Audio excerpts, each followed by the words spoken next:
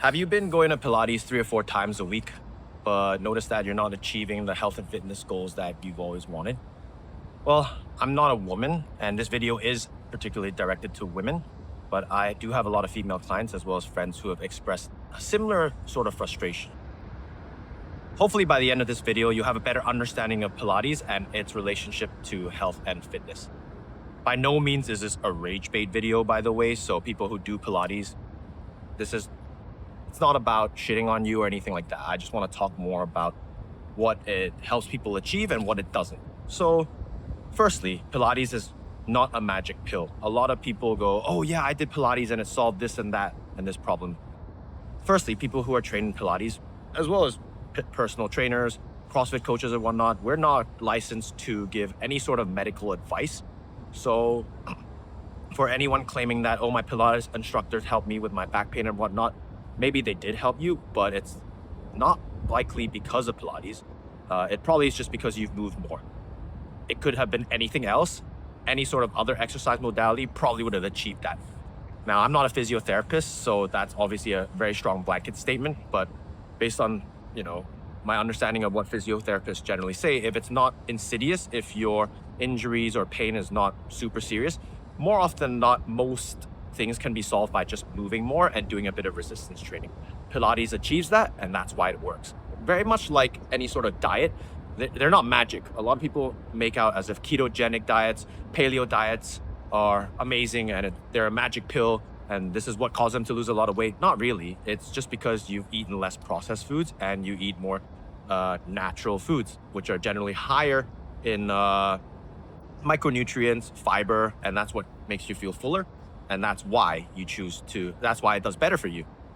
So that aside now, let's talk about people with sedentary lifestyles. So if you're sedentary and you do Pilates and it makes you feel better, do it by absolute means. I promote that a lot. And if you only, let's say, weight train once a week and that's all you can give, but you're willing to do Pilates 2 or 3 times a week as well, absolutely. More movement is almost always better for anyone, especially sedentary people. Most sedentary people just want to be a little healthier, move better. I know a lot of them want a great physique, they say that, but to get a good physique, you have to put in a lot of work. And that's why only a very small percent of people achieve that.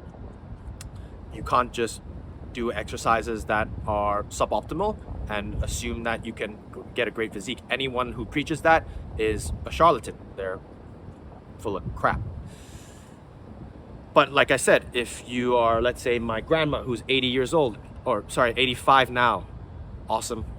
She's been squatting every day, like I tell her to, off the bench. Something simple, not hard, and she's even said in the last month she walks better.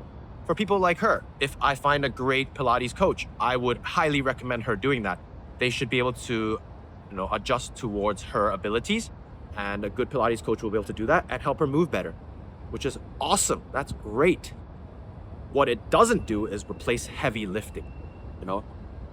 The problem with Pilates is there's just too much exercise variation and very little resistance. And if you're someone who wants to get a better physique, you want to build more muscle, you want to lose fat, lose weight, will Pilates help?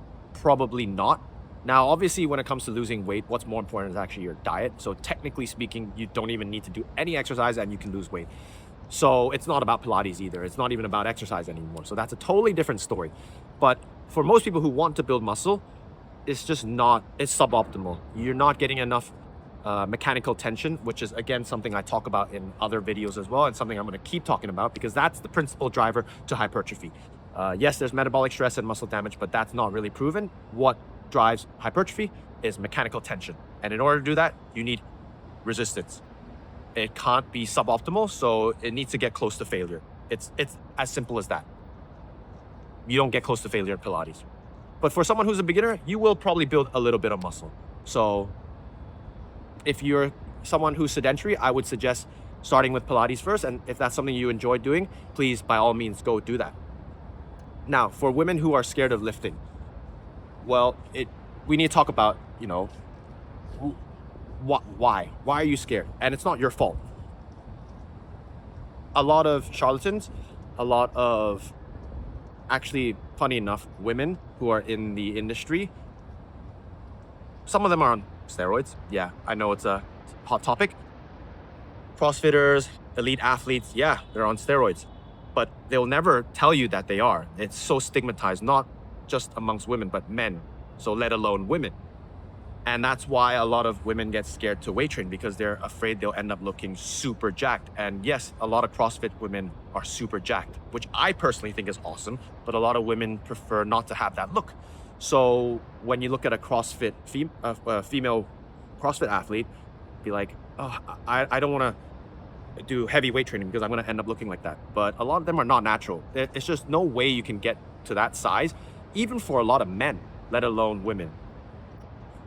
If you actually look at natural female lifters, and all the ones I know, they're not massive. They look amazing. And it's simply because you can't build that much muscle as a woman. You don't have anywhere near as much testosterone as men, okay? So don't be scared. Don't be scared to weight train if you're a female. Weight training is very, very important. We are not in the Stone Age anymore. Do heavy lifting. That's going to build you a lot of muscle, and it's going to help you look better. Sorry, I'm just getting a bit distracted because there was an older guy, bless him, who was walking in front of me and stuff, and I was just like, does he want to talk to me? Or I'm not sure, but obviously I'm filming, so couldn't really speak to him. But yeah, I felt a bit rude. But anyways, yeah, I wish I got to talk to him. Maybe he was interested in what I was talking about. But anyways, sorry about that. So we're not in the Stone Age anymore. Do heavy lifting. It's going to make you look better. You're going to look more toned. One of the security guards that I'm friends with just said hi as well. Sorry. So we're not in the Stone Age, like I said. Do heavy lifting. It's going to make you look better. And I promise you're not going to look massive. So this brings into this other topic, which is what a lot of women say. I just want to look toned. Now, what does that even mean? So from a physiological standpoint, it doesn't actually make any sense. Your muscles don't get toned. How someone looks more toned, which is what it's colloquially known as, is someone who has more definition. That's generally what it means. How do we get more definition? You either build muscle or lose fat, and or both. So the more muscle you have and the less fat you have, the more defined you'll look, and therefore more toned. Physiologically speaking, you can't do anything else. You either build or lose muscle, or get fatter or lose fat. It's literally that simple. So in my opinion, you need to get rid of that word in your dictionary, getting toned. It's too subjective. We can't define that. However, you can define whether or not you have enough muscle and whether or not you've lost enough fat. Stick to that instead. You could say, I want to look more defined, but even then, that's still very subjective, okay? But that's still a little better than toned, because everyone's definition of toned is totally different. Someone who's jacked can be toned. Someone who's really thin can also be toned, because they show more definition. So we need to stop thinking of using that terminology. Someone who does Pilates could look very toned, but is that because of Pilates, or is it because they've built up enough muscle from weight training to look more toned? We need to question these things. You know, it's not a one size fits all, but generally speaking, the people that I know who do Pilates and are quite jacked, more often than not, they also weight train. I trained a Pilates instructor who ended up, coming to me to learn more about weight training, because she didn't do any of that, and she started with Pilates, and then she got stronger, and that helped her with her Pilates. Great, that's awesome. That's what you need. She also built a lot more muscle. So yeah, Pilates doesn't offer that.